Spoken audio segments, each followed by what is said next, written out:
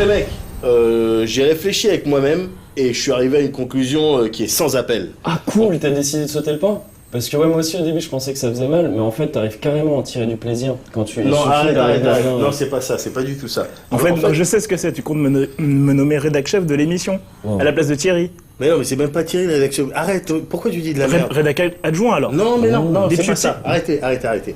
En fait, j'ai réfléchi avec moi-même et je me suis dit qu'il était temps de proposer une nouvelle formule pour EXP. Non, mais je crois que ça va être difficile, on n'a pas le budget du tout en ce moment-là. Là, c'est... Mais non, t'inquiète. Ce qu'on va faire, c'est qu'on va essayer de trouver des nouvelles formules pendant les plateaux, là, jusqu'à temps de trouver la formule ultime. Et une fois qu'on l'a trouvée, on la propose au Seb et au Alex. Et ils pourront pas refuser. Ok. Ouais, ok. Juste, alors par contre, j'ai l'impression depuis quelques temps, enfin je sais pas, c'est peut-être une impression, mais j'ai l'impression que vous m'avez un peu fait prendre la place d'Oblivion. Peut-être qu'il vous fallait un autre caucasien, je sais pas. Et je sais pas si je suis super à l'aise avec ça. Ouais, non, c'est pas... Ouais. C'était pas le but, hein. Salut, ça va?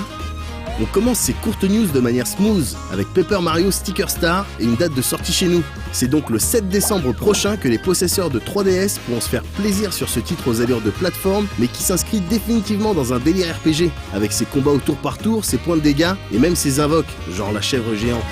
On va même vous en faire la critique dans les semaines à venir, parce que EXP, ça reste le dernier endroit où on peut dire du mal de Mario, si d'aventure il y avait du mal à dire. On reste sur 3DS avec Fire Emblem Awakening et ce nouveau trailer en anglais qui confirme la sortie du jeu aux States, mais aussi en Europe. Alors on ne va pas revenir sur les nouvelles features super inspirées comme les attaques combinées, ni même sur la magnificence de ces images, sur ce scénario intrigant ou sur cette profondeur stratégique qu'on imagine présente sans même avoir touché au jeu. Non, on va juste dire qu'il faudra pas trop compter sur notre disponibilité en février 2013, parce qu'on va faire les cafards sur ce Fire Emblem. On va y jouer comme s'il n'y avait pas de lendemain, on va le travailler au corps, on va le retourner dans tous les sens, faudra même pas venir nous parler. Et on va faire tout ça en prenant beaucoup de plaisir. Et très certainement qu'on partagera ce plaisir avec vous à l'occasion d'une critique faite dans les normes en vigueur européennes.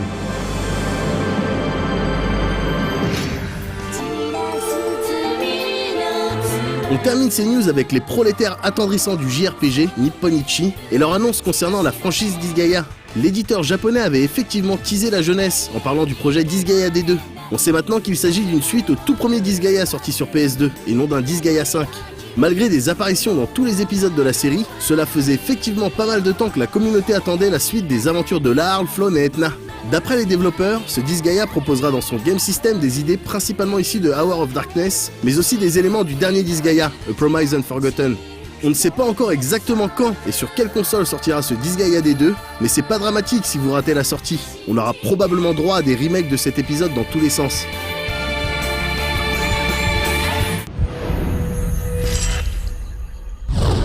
Bienvenue dans EXP, l'émission digitale 100% geek, 100% nouvelles tendances, 200% gamers, pour les geeks et par les geeks, avec au programme, je crois, un contenu très très geek. Absolument, un contenu qui ravira les gamers puisqu'on va d'abord faire le tour de l'actu avec les actus geeks et les rubriques Geek-moi si tu peux et 3 geeks et un coup fin.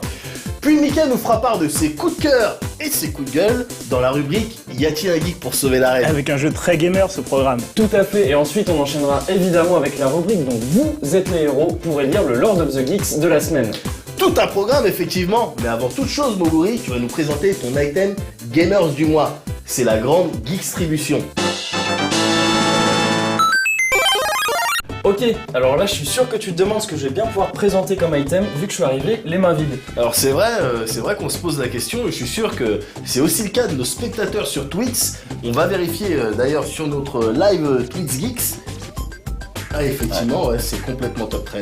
Voilà, et pourtant c'est super simple parce que l'item gamer du mois je le porte simplement sur moi vu qu'il s'agit de ce t-shirt 100% geek créé par nos amis de la Geeks Factory for Gamers. Ah ouais d'accord, carrément quoi. Voilà, et comme tu peux le voir, c'est un t-shirt Game Boy en premier lieu, donc déjà un design 100% geek. Ouais, c'est vrai, c'est clair. Mais c'est pas tout, parce qu'en fait t'es en face du premier t-shirt 2.0 entièrement dédié aux gamers. Non. Si. Parce qu'en fait, regarde, là on dirait pas comme ça, mais il embarque une puce révolutionnaire capable de stocker jusqu'à 50 gigas de data digitale. De data digitale. Et du coup, alors tu stockes tes saves, tes high scores, tes meilleurs moments de gameplay et tu partages tout ça instantanément avec tous tes potes qui ont un t-shirt de la même gamme. Alors ça, c'est vraiment geek, ça. Non mais c'est même super gamer. Ah mais clair, là on met carrément un pied dans la fringue digitale en fait. Et ça reste 300% geek. Ah, complètement. Et du coup, je suis sûr que ça plaira à nos amis gamers qui, on le rappelle, peuvent en gagner un exemplaire en participant à notre concours Tweets. Et pour ça, il suffit de nous envoyer un message dans lequel vous nous expliquez pourquoi vous êtes fiers d'être geek, avec bien sûr le hashtag EXPGeek.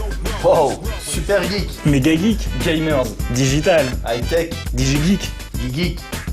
Quand j'étais petit, je jouais beaucoup à Tetris. Mario. Mario Bros. Pac-Man. Pong. Rétro geek.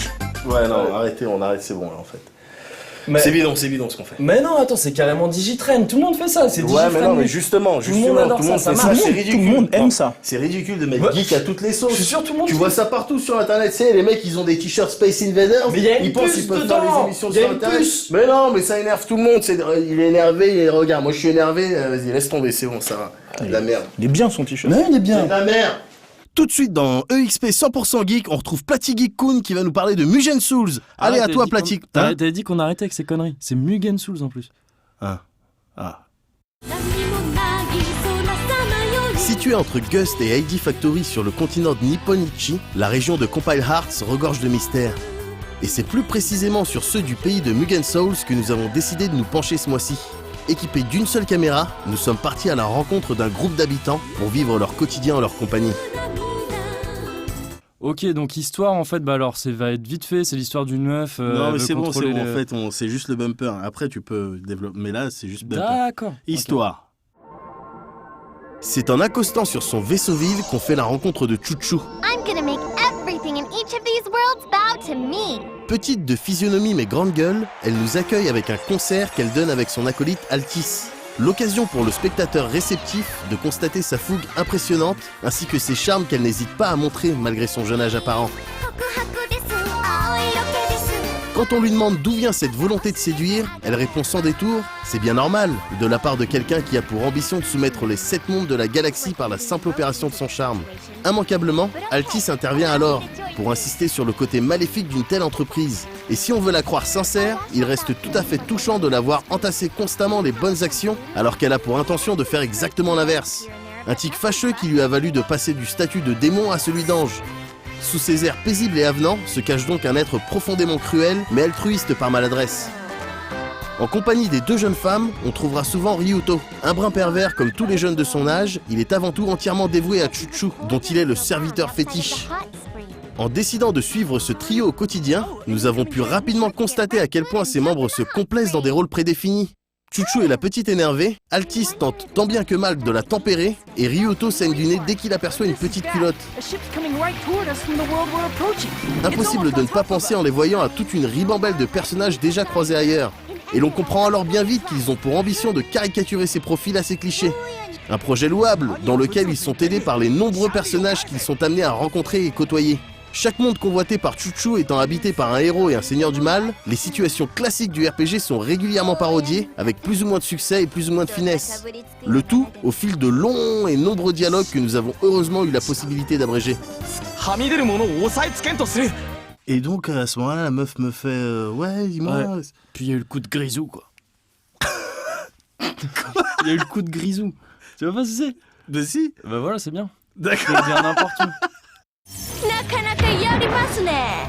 En suivant Chuchu et ses compagnons, il s'avère rapidement que ce que l'on avait d'abord pris pour une simple lubie est en réalité une ambition tout ce qu'il y a de plus sérieuse. Sa seigneurie autoproclamée compte réellement soumettre la galaxie entière et possède pour ce faire un plan on ne peut plus simple, convertir un par un chaque habitant de chaque monde visité. Elle peut compter pour cela sur ses multiples personnalités, chacune tellement convaincante qu'elle va jusqu'à modifier son apparence. Mignonne, lunatique, maladroite, énergique ou même sadique ou masochiste, elle a en stock une personnalité pour chaque fétiche, une apparence pour chaque déviance. Et elle n'hésite jamais à mettre ce don à profit. En combat d'abord, lors desquels elle peut convertir ses ennemis à condition de revêtir la bonne forme et de savoir trouver les bons mots, à défaut de quoi l'interlocuteur risque de s'énerver et de devenir plus puissant. Mais aussi en pleine exploration, puisque le pouvoir de Chuchu lui permet d'asservir jusqu'à des continents entiers pour les enjoindre à se rapprocher les uns des autres et lui éviter ainsi de fastidieux voyages en bateau ou en aéronef. Il s'agit encore une fois pour elle de jouer des bons charmes, sans quoi la punition est immédiate et l'équipe doit faire face à un combat. Mais Chuchu ne dit de toute façon jamais non à une bonne baston, puisque pour elle, ce n'est qu'une occasion de plus de faire feu de tout bois. Si elle est la seule à pouvoir réduire n'importe quel ennemi à l'état de serviteur dévoué, toute son équipe peut utiliser des techniques spéciales. Et en plus d'occasionner de lourds dégâts, ces dernières peuvent également envoyer valdinguer les opposants aux quatre coins de l'aire de combat, ce qui provoque des dégâts supplémentaires, mais peut aussi briser les cristaux que l'on trouve un peu partout. Loin de provoquer une simple satisfaction de destruction, faire ainsi permet à Chuchu et son équipe de s'octroyer de confortables bonus en termes d'expérience, de monnaie ou d'objets. C'est également l'unique manière de se débarrasser des effets parfois négatifs de ces cristaux, qui peuvent par exemple réduire l'attaque des personnages se trouvant à leur portée, ou même les blesser à chaque tour. Et comme si tout cela n'était pas assez compliqué à gérer, nous avons également eu l'occasion de voir Chuchu s'allier à ses coéquipiers pour lancer des attaques spéciales, disponibles uniquement lorsque la position et les tours d'action des intervenants sont adéquates. Plus occasionnellement, nous l'avons aussi vu invoquer de véritables boules de serviteurs pour faire instantanément le ménage sur la zone de combat. Interloqué par ces sphères ravageuses pouvant atteindre des diamètres hallucinants, nous avons interrogé la jeune femme à ce sujet, à sa grande surprise. C'est pourtant simple, nous a-t-elle répondu. En accumulant les champuru, c'est comme ça que j'appelle mes serviteurs, ils forment naturellement une grande boule que je peux ensuite choisir d'envoyer sur mes ennemis. Simplement, il faut que je fasse attention, car plus je l'utilise, plus les risques d'explosion sont grands. Et si je ne veux pas blesser mon équipe au lieu de calmer mes ennemis, je suis obligé de revenir à mon vaisseau pour ramener la probabilité de capotage à 0. Mais Chuchu a beau faire mine de maîtriser totalement la situation en toutes circonstances, nous avons régulièrement eu l'occasion de l'avoir un peu perdue devant tant de possibilités offertes. À elle seule, l'utilisation de ses charmes dépend de tant de facteurs, l'affinité de l'ennemi, son humeur, les choix de phrases proposées, qu'il est déjà facile de s'y perdre. Et si l'on rajoute à cela la gestion de la position de chacun des participants au combat, la boule de serviteur et les contraintes que la jeune femme impose parfois d'elle-même à ses alliés, le tout devient vite extrêmement confus. Mais ce qui choque le plus, quand on côtoie cette petite bande, c'est l'inflation terrible qui ronge le monde dans lequel elle évolue. Un monde dans lequel les niveaux et les dégâts n'ont plus aucune valeur. Ainsi, il n'est pas rare de croiser des personnages de niveau 9999 ou de voir des attaques de plusieurs centaines de milliers de dommages qui ne tuent même pas leur cible. Les conséquences dramatiques de cette conjoncture économique se constatent en permanence dans les décors complètement dépouillés et les minutes de silence régulières que la population nomme loading. L'éducation elle-même souffre de cette situation et on constate qu'aucun citoyen n'a accès à une formation linguistique décente. Ainsi, si tout le monde parle l'anglais et le japonais nationaux, personne n'est capable d'aligner un mot en français. Vas-y quoi, tu me laisses tout seul comme Non, ça. Je mais sais pas quoi dire. Vas-y, c'est bon, conclusion. On peut pas faire ça à chaque fois. Bah non, mais Ouais, là ok. on le fait. D'accord. Finalement, au fil du voyage et au fil des rencontres, Mugen Souls laisse une impression mitigée. Mitigée parce que malgré tout l'entrain de Chuchu et ses compagnons, la crise financière laisse des marques trop importantes pour être oubliée. Et si tout le monde s'efforce de noyer son vague à l'âme dans des combats délurés ou de longs dialogues parodiques, jamais les cicatrices ne s'effacent totalement. Toutefois, quiconque saura apprécier la culture de cette terre de contraste peut d'ores et déjà se préparer pour un long séjour.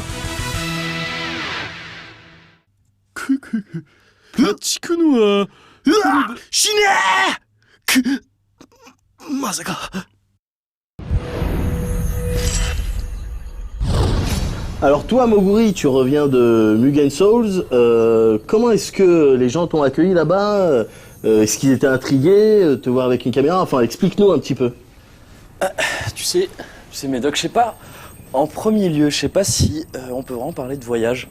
Déjà, qu'est-ce que le voyage quelque part? Je pense qu'en premier lieu, le voyage, c'est quoi? C'est des rencontres. Donc des rencontres, beaucoup de rencontres, des rencontres enrichissantes. Ouais. Certaines plus que d'autres. Dans l'ensemble, des gens qui n'ont pas beaucoup. Hein. Je dirais, il ne faut pas se voiler la face des gens qui ont très peu et qui donnent pas grand-chose non plus. Mais est-ce qu'on peut vraiment leur en vouloir? Non, finalement, si tu veux, je me pose souvent une question depuis que je suis revenu de là-bas. Ouais. C'est qui a apporté le plus à l'autre? Je pense que c'est moi. Je pense que c'est moi parce que j'avais un briquet. D'accord. Tout simplement. Mais après, beaucoup de générosité, notamment au niveau des dégâts. Du 99 999 dégâts. Alors que c'est des gens que tu ne connaissais pas la veille. Quoi, je veux dire. Tu vois, ces gens n'hésitent pas, c'est vraiment formidable. Quoi. D'accord, voilà. Super. Et si c'était à refaire, je pense que je le referais. Avec un peu plus de budget par contre, mais je pense que je le referais. Ouais. D'accord, très bien. Eh bien écoute, le mois prochain, tu comptes partir où?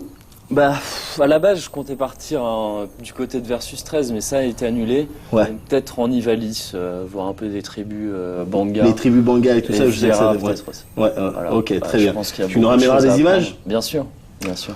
Ok, super. On va maintenant accueillir Mickey qui va nous parler de Of Orcs and Men. Donc merci Donc, Moguri. C'est là que je m'en vais. Là tu t'en vas. J'ai fait mon reportage, Ouais. je me sers plus. Là non. Ok. Bonjour Mickey. Bonjour. Donc rebonjour, re-bienvenue dans les nouveaux explorateurs. Donc raconte-nous un peu, qu'est-ce qui s'est passé sur le continent isérien? Bah, il s'est rien passé. En fait, je déconne, c'est pas moi qui ai fait la critique du jeu, c'est Julien Pirou. Mais du coup, qu'est-ce que tu fais ici? Bah, je sais pas, je suis confortable sur le pouf, quoi, C'est bien, c'est confortable. Alors, si je puis me permettre, ça valait pas forcément le coup. Non, mais attends, c'est pas la bonne formule. C'est pas la bonne formule. On n'a pas la bonne formule. On est bien, quand même, là. On n'a pas la bonne On formule. est quand même bien installé. On switch. Vas-y, là, c'est la critique de Of Orcs and Men. Fais-moi un bruit d'orc. Ok. Bruit. Ah merde, c'est le dauphin ça.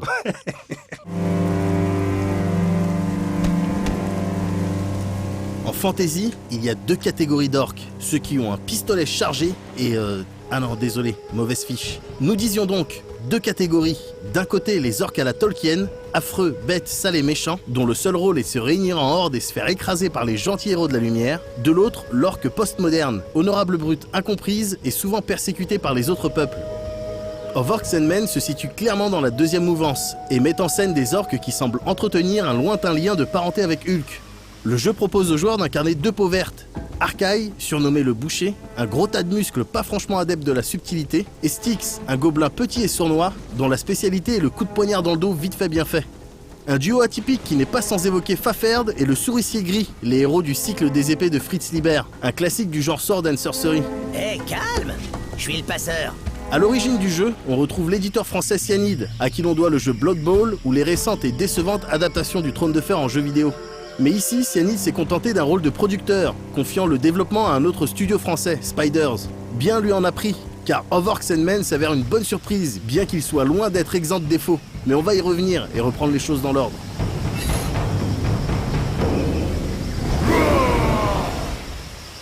T'as pas une blague avec les orques C'est un orc qui rentre dans un bar d'humains. Ouais. Et... Of Orcs and Men, je sais pas. Ah, pas mal. Je sais pas, j'ai le début. Il y a... ouais, c'est 3 orques qui rentrent dans un ascenseur. L'un qui rote et l'autre qui... Ah non, Là, merde. dis donc. Ah merde. Of Orcs and Men se déroule dans un monde médiéval fantastique, somme toute classique, et plus particulièrement sur le continent isérien. Malgré son nom, ce continent n'est pas franchement connu pour ses stations de ski, mais plutôt pour la guerre qui y fait rage depuis des décennies. Autrefois, une paix relative existait entre les humains, elfes et nains, et les peuples du sud, à savoir les orques et les gobelins, jusqu'à ce qu'un empereur humain, Damoclès, ne soit pris de désir hégémonique et ne décide d'étendre son territoire vers le sud, en réduisant les peuples locaux en esclavage. Évidemment, les orques ne se sont pas laissés faire, mais ont fini par être écrasés par l'alliance des humains avec les elfes et les nains. Damoclès a également fait ériger une grande muraille pour protéger son empire d'éventuelles incursions orques. Les orques survivants sont soit en exil, soit condamnés aux travaux forcés. Quant au tyran Damoclès, son emprise sur le continent se fait chaque jour plus implacable, et ses inquisiteurs maintiennent la population dans la terreur. Au moment où commence notre histoire, une rébellion commence à s'organiser pour libérer les peuples isériens du joug de Damoclès. Ces rebelles décident de prendre contact avec les Bloodjaws, des mercenaires orques vétérans, afin de mettre sur pied un plan d'action. Arkai est un Bloodjaw, un berserker surnommé le boucher depuis qu'il massacra alliés comme ennemis dans un accès de rage meurtrière. Forcé de faire équipe avec Styx, un gobelin gouailleur et maître surineur, Arkai se voit confier une périlleuse mission, franchir le mur et s'aventurer au cœur de l'Empire des Hommes pour assassiner l'Empereur. De là à dire que Damoclès a une épée suspendue au-dessus de la tête, il n'y a qu'un pas qu'on ne franchira pas. Ah bah si, finalement. Et tu sais que donc Of Orcs and Men, c'est Cyanide qui est impliqué dedans. Ah, dur. Je sais pas, t'as envie de dire une puterie sur Cyanide? Non, Moi, ils je le suis- font tout seuls. Le bâtard. Non, mais ce qui paraît, c'est bien, là. Oh merde, qu'est-ce que tu... Oh merde! Merde! J'y crois pas! À l'aide! Putain! Un Bloodjaw! Au secours! Of Orcs and Men est un action RPG qui penche un peu plus du côté RPG que la moyenne des jeux relevant de cette catégorie. Le jeu de Cyanide et Spiders est donc assez linéaire et lourdement scripté, mais n'en propose pas moins des quêtes secondaires, des points d'expérience, un inventaire, des compétences et des dialogues à choix multiples. La particularité d'Overworks Men est que l'on ne joue pas un, mais deux personnages. Arkai et Styx sont complémentaires. Arkai est une machine à tuer brutale qui encaisse bien les coups, mais dont les compétences sont globalement orientées vers le broyage de crâne au corps à corps. Styx de son côté est un filou, capable de passer en mode furtif pour trancher la gorge des ennemis, et pouvant utiliser des couteaux de jet pour éliminer les ennemis à distance. D'une simple pression sur une touche, le joueur pourra basculer de l'un à l'autre selon la situation. Les combats dans Overworks Men se déroulent dans un étrange mélange de temps réel et de tour par tour. Il n'est pas question de réflexe ici. En fait, le joueur peut ralentir le temps et sélectionner jusqu'à 4 actions dans le menu correspondant. Lorsque l'on appuie à nouveau sur la touche, le temps reprend son cours et le personnage accomplira les actions sélectionnées. Chacun des personnages a accès à 3 anneaux de compétences. Des compétences offensives, défensives et des actions combinées. Comme par exemple le lancer de gobelin qui permet à Arkai de jeter son petit pote à la face d'un ennemi. Pour triompher des ennemis, le joueur devra choisir les actions adaptées à chaque situation. Les compétences offensives d'Arkai font de lourds dégâts, mais font également monter sa rage. Lorsque l'orc devient berserk, le joueur n'a plus de contrôle sur lui. Les compétences défensives en revanche sont moins brutales mais permettent à Arkai de garder la tête froide. Du côté de Styx, les compétences défensives sont remplacées par des attaques à distance. Le rythme particulier des combats rappelle celui des MMORPG. La santé des personnages régénère automatiquement entre 2 combats, mais si les choses tournent mal, il existe des compétences pour ranimer un compagnon inconscient ou regagner quelques points de vie. Évidemment, le joueur sera bien inspiré de faire appel au talent de Styx pour la furtivité lors de certains passages, histoire de clairsemer les rangs ennemis avant même le début du combat. Même si on n'est pas dans un jeu d'infiltration, la furtivité permet d'éviter au gameplay de tomber dans une trop grande répétitivité. Les développeurs ont quand même inclus quelques subtilités, comme la présence de chiens capables de déceler la présence du gobelin. Au final, le système de combat se révèle assez tactique, ce qui n'est pas plus mal, car la baston représente une grosse part du jeu. Au point d'ailleurs d'en devenir un brin ennuyeuse au bout d'un moment, ce qui est bien dommage. Un autre aspect sympathique de Overworks Men est son système de troc. En effet, on ne récupérera pas de pièces d'or ou quoi que ce soit de ce genre au cours du jeu. En revanche, il sera possible de se délester d'objets inutiles pour gagner des points de troc, qu'il sera possible d'utiliser pour acheter un meilleur équipement. Alors, Serpirou, qu'as-tu pensé de Orcs and Men? Eh bien... Je fais mal, Je fais mal, Pirou. Je fais mal, Pirou.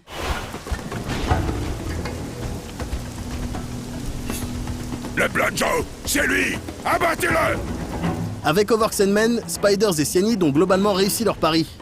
Même s'il souffre malheureusement de sa trop grande linéarité et de combats qui finissent par devenir un peu redondants, le jeu s'avère très sympathique. La première grande réussite du combo de développeurs est d'avoir su donner vie à un univers doté d'une vraie personnalité. Bon, on aime ou pas la direction artistique et le chara-design, mais on ne peut pas nier les efforts fournis pour différencier le monde d'Overworks Men du reste des univers fantasy actuellement sur le marché. Les graphismes méritent également une mention spéciale. Le moteur maison de Spiders, le Silk Engine, remplit parfaitement son office et offre au jeu des décors très soignés, de même que de chouettes effets atmosphériques. Revers de la médaille, on réalise d'autant plus à quel point il est dommage qu'on ne puisse pas davantage sortir des sentiers battus pour en profiter. Au niveau de la modélisation, on note que comme souvent, les graphistes sont plus à l'aise avec les monstres qu'avec les humains. On note également quelques petits bugs, comme le fait que l'arme portée par Arkai dans son dos semble flotter à 10 bons centimètres derrière lui. L'autre point fort du jeu est son écriture. Ce n'est pas tant que l'histoire soit particulièrement originale, mais elle est bien racontée. Les dialogues tirent leur épingle du jeu en étant souvent truculents et empreints de cette bonne vieille vulgarité typiquement franchouillarde, surtout lorsque c'est Styx qui parle. Tu pourras pas te contenter de ta bite et de ton couteau de l'autre côté. Overworks Men n'est clairement pas le RPG de l'année, mais propose une aventure très correcte qui parvient presque à faire oublier les dernières productions Cyanide. En tout cas, nous à No Life, on ne dirait pas non à une suite. Ah, t'as vu sur le bâtiment, il y a écrit No Life, comme si c'était le QG de No Life. Ouais, c'est marrant ça. Ouais, alors que, je sais pas, il ressemble pas à ça. Non. Il est sous terre déjà. Il est sous terre, il n'y a pas de lumière. Et il y a Gordon au milieu, qui nous confie des missions. Bonsoir et bienvenue dans cette nouvelle formule de XP, une nouvelle formule un petit peu plus talk show dans laquelle on va recevoir des invités qu'on va cuisiner en fait, on va pas hésiter à les mettre un petit peu en ballottage grâce à mes 2 snipers, donc Moguri et Mickey, on ne sait pas, je sais pas. Mais bon, c'est pas grave. Donc des snipers dans le jargon télévisuel bien entendu. Et on va commencer avec notre invité, donc Jean-Michel Games, de la société Games Entertainment, qui vient de sortir son dernier jeu auquel je crois que tu as joué, et il me semble que tu as des choses à dire. Donc moi en fait, ce que j'ai envie de te demander, c'est que ton jeu c'est quand même de la grosse merde, hein, on est d'accord. On peut pas dire ça. C'est de la merde. Moi j'ai joué, chacun ses goûts et ses couleurs. Ce jeu. Et alors c'est quoi ton projet? Pourquoi tu viens là? Tu viens ce soir, tu nous fais chier. Alors que déjà ton jeu à la base j'ai passé 20 heures dessus, je me suis saoulé la gueule. Et là voilà, c'est quoi ton projet à venir ici avec ton jeu de merde? Réponds à mes questions. Bah réponds fils de... Oh mon Dieu!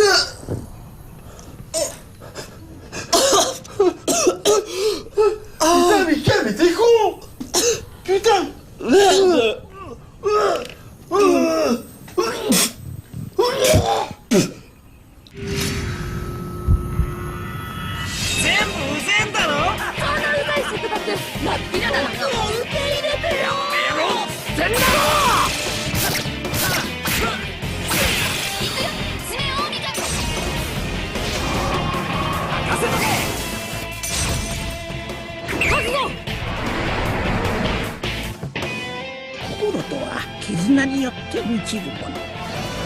ヒーターさんは輝かしい道しるべともなっていくらしい。彼は一体何を？なんとかしないとまずいくぞ。潰しゃいいんだろうが。いけないでしょこんなやつ。オープニングとエンディング曲の全てが聴ける稲妻ミュージアムと稲妻 11GO2 と連動した稲妻ギャラリーも登場。あのシーン、あの戦いがハイクオリティな 3D 画面で蘇る。遠藤守の戦いの全てがここに。稲妻11 1,2,3 遠藤守伝説。さあみんなサッカーやろうぜ。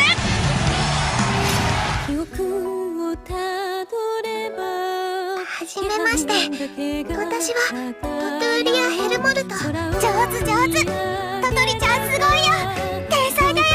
よっ、何してんだこんなとこで。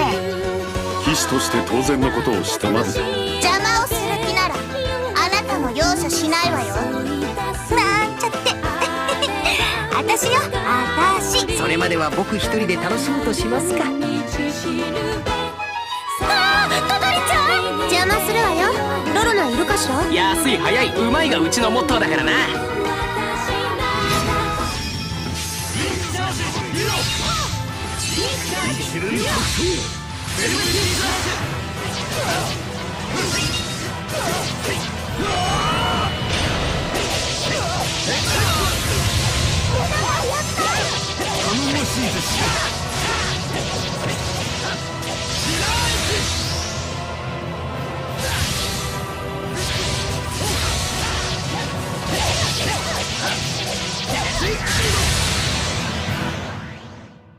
合わせるぜ。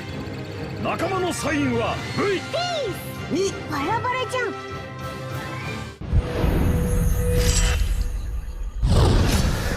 Ok les mecs, je pense qu'avec tous ces essais, on est arrivé à la formule ultime de XP. Ouais. Maintenant, il ne reste plus qu'à proposer ça au Seb et au Alex en espérant qu'ils acceptent. Ouais. Donc j'imagine que comme moi, vous avez le track, mais bon, ça va bien se passer. On a beaucoup donné. On a beaucoup donné, on a beaucoup bossé. On va y arriver. Bon, vite fait, juste avant, petite pensée pour Obliv. Ouais. Rest in peace. Rest in peace, God Barbers. Ok les mecs, go. When there's nothing but a slow glowing dream that your fear seems to hide deep inside your mind. All alone I have cried silent tears full of pride in a world made of steel, made of stone.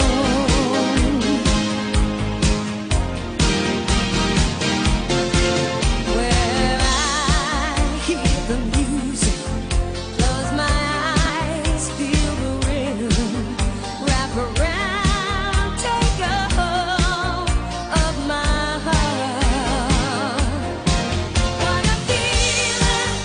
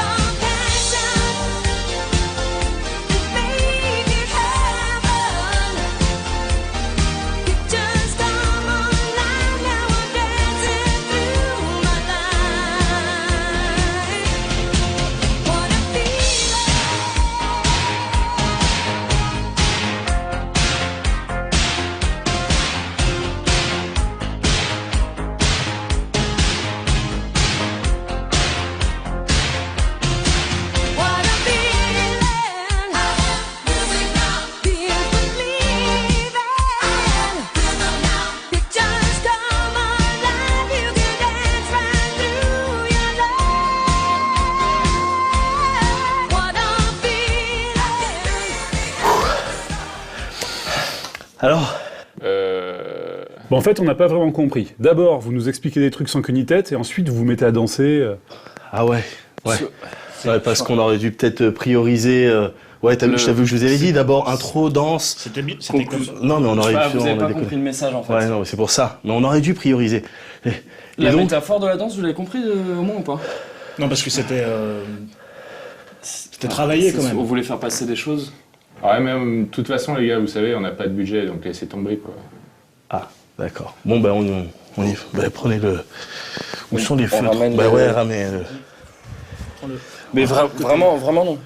Prends-le. Prends-le, voilà, on y va. Ah, alors attention, le tableau, il appartient à No Life. Ah, ok. On le laisse là du coup. Ouais. Là, il était là, non, c'est bon. Juste, par contre, c'est pour les feutres, parce que c'est la mère Mickey qui a avancé 4 €. Non, ok, on y va. Pas très simple. On y va.